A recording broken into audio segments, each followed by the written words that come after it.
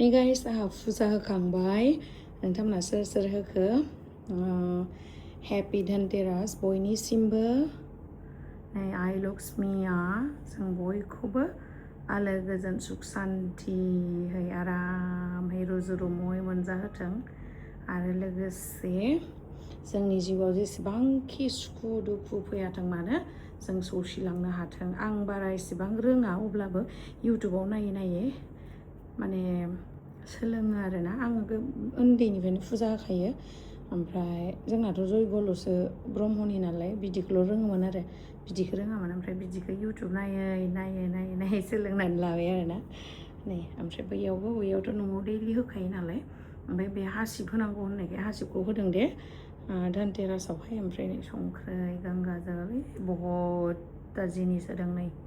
नायनो हागोन कइन्सबो होदों सिलभारनि बिब्दि आरो